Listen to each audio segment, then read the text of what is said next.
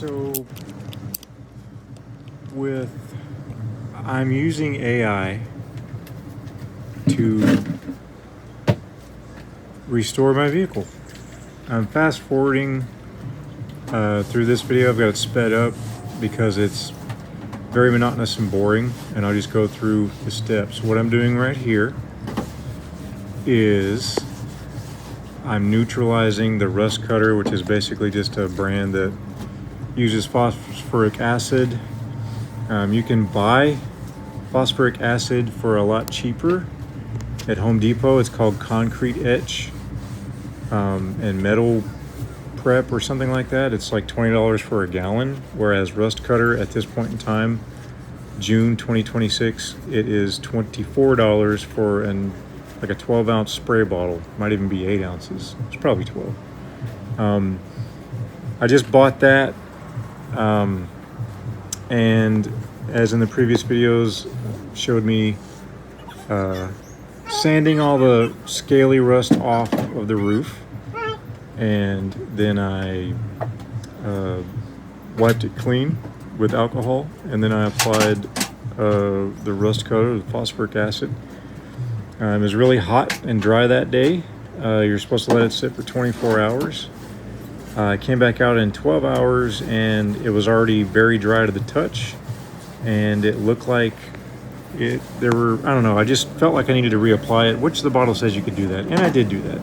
And I came back the next day, and then all of a sudden we had chances of rain, and then life happened, schedules happened. I actually had to wait 2 days. You're not supposed to leave it on there for like a week, so we got rain coming, so I was kind of rushed to do this roof from here on. What I'm doing right here is you have to neutralize that phosphoric acid, and I'm basically wiping water and baking soda on it. The baking soda neutralizes the acid, and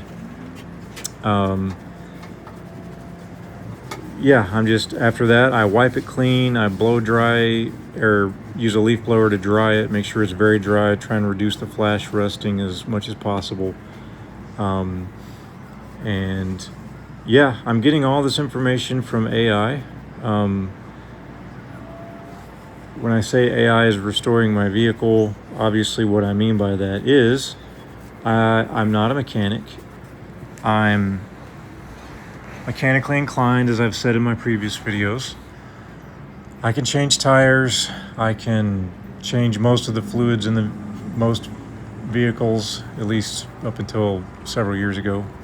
The way vehicles are now, some of them you can't even check the oil in them. But other than that, I can clean out a simple carburetor on a lawnmower, change the lawnmower blade.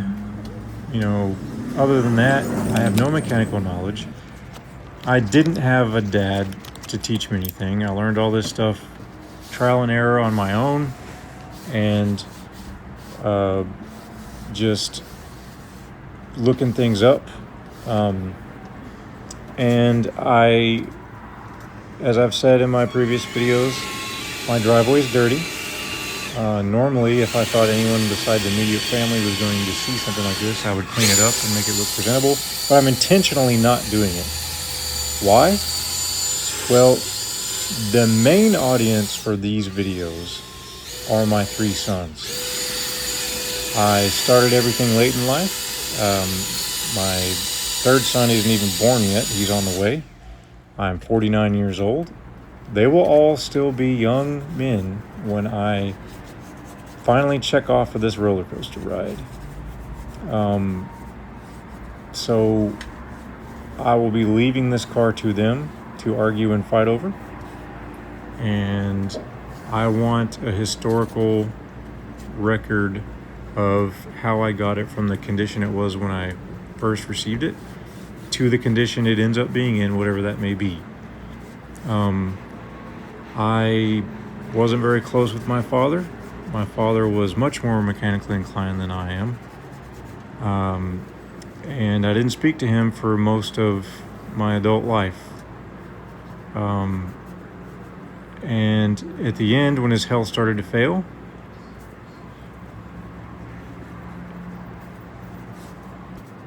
I kind of basically took pity on his situation, reconnected with him for 2 days. He passed away not long after. And that being said, being estranged from him, if I had found out that he had gotten an old vehicle and restored it himself, or did the best he could to restore it himself, and recorded it, I would be very interested in this, because it's not just about the relationship between me and him.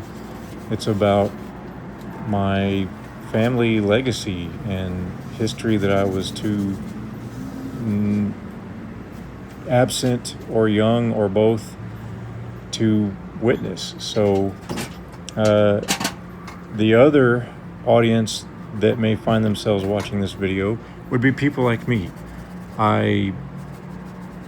My dream car has always been a 57 Chevy Bel Air. Financially, even a rusted out shell of one of those cars is not obtainable by me. So this car fell. I just had the ability to get it when it was available, and I saw it on Facebook Marketplace, and I got it, and it had a clean title, which was a huge selling point. And that's how I happened into this. I didn't know anything about Mopar or Chrysler products. And after, I did know that it would be a little bit more difficult to find parts for this car than it would be a more popular car like a Chevy or a Ford. But I found that the community of people that are enthusiasts of Mopar, especially the Flathead 6 engines, are so helpful so much more helpful compared to people in the other communities. I was on some Chevy forums, and someone asked a legitimate question, and someone chimed in with the answer along the lines of, if you don't know, you don't need a Chevy. You need to look around in your wife's purse for your balls and go buy yourself a blah, blah, blah, and leave the Chevys to the men. And like, that doesn't help anybody. That's not helpful. There's no point to be that way if you have to swing your junk around and prove yourself like that. What I'm doing right here, I've dried it, wiped it down with alcohol, and now I am applying 2K primer, which is the good stuff, $22 a can. Anyway, people are so helpful in the Mopar community, especially the Flathead 6 people. I'll buy a part from a person, and they'll cut me a huge deal on it, sell it to me for way under what they could ask for it, and then they'll throw stuff in for free. I bought a Stromberg WW carburetor, and I know about as much about those as you do, off of a guy, and he threw in a free vacuum pump, free gaskets, made it himself. He gave they're just so much more helpful, and I just really love that. That's the kind of attitude that's going to keep old cars like this on the road. And my goal for this car, and this is mainly, I'm speaking to my children, my plans and goal for this car is I would like for it to be drivable on the street for its 100th birthday. That's 30 years from now. So if I can make this car last 30 more years, I probably won't be here. So that burden's going to fall upon one of my children or all of them. That would be amazing, in my opinion. These cars in general, and this car in particular also, has the potential to be beautiful, impressive, classy, aggressive, just everything that used to be what people looked for in cars. So yeah, do I know what I'm doing? No. AI is a great resource tool, but you got to be careful with it. It will steer you wrong, and you can't hold it accountable. If, for example, one of the next projects I'm going to do in this car is completely redo the entire brake system, including replacing the lines. Have I ever done anything like that? Hell no. A chat GPT told me to buy this brake distribution block because I need to install certain parts, more than one part together, more than two parts together actually. And I purchased it, it arrived. I'm noticing that it doesn't look like the part it is gonna work. I'm messing with it, and I asked Chat again, and it's like, yeah, that's not a brake part. That's for vacuum lines. So it will lead you wrong. So it's obviously not really rebuilding my car, but for someone with no mechanical knowledge, but with a little bit of mechanical ability and some drive and determination and motivation, using a combination of ChatGPT and Google AI and common sense, I can get some swings and hits, and there's still some misses, swings and misses, but it's really enabled me to do this. Could I do all this stuff I'm doing without using AI? Yeah, definitely. Would I be able to do it in the amount of time that I've done the stuff I've done so far in it? Radiator, water pump, water distribution tube, coil, advance the timing, intake manifold, exhaust manifold, installing dual carbs, uninstalling dual carbs, reinstalling stock manifold, installing another carburetor. I'd be able to do that by myself, but not in the time have done it in. So it has been very helpful. So you don't have to be a mechanic. You don't have to have a shop. You don't have to be rich. All of the tools I'm using. By the way, what I'm doing now is I'm spraying Rustoleum Turbo Spray. The primer is cured, and I'm applying the coats on this, following the directions of the can. You can basically, according to the can, keep applying coats until the hour mark. After the hour mark, you gotta wait 2 days before you apply again. But anyway, all the tools that I'm using, DA sanders, cut-off tools, angle grinders, those are all Harbor Freight junk tools that people diss online all the time. Like I said, I don't have a lot of money to blow on this. I'm just trying to see how far and how good I can get this car going, with as little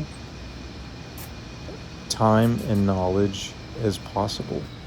And so far, I also have rewired the entire car.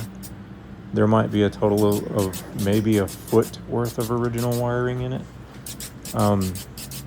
Never rewired anything like that. Don't like messing with wiring and electricity. In fact, I despise it.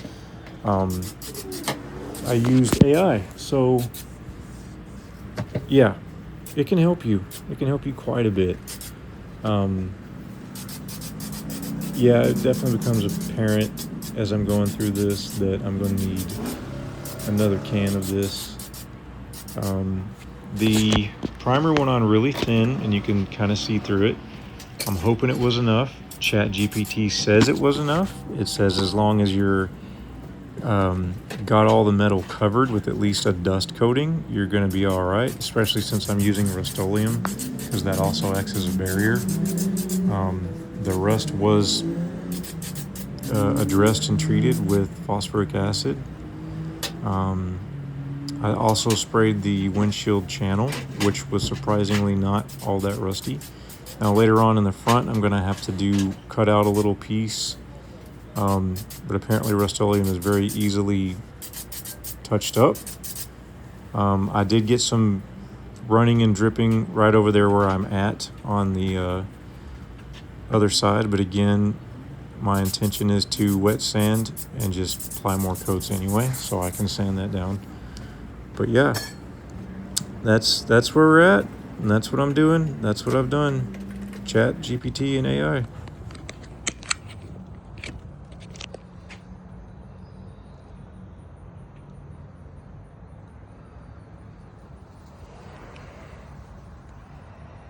Definitely gonna need another can.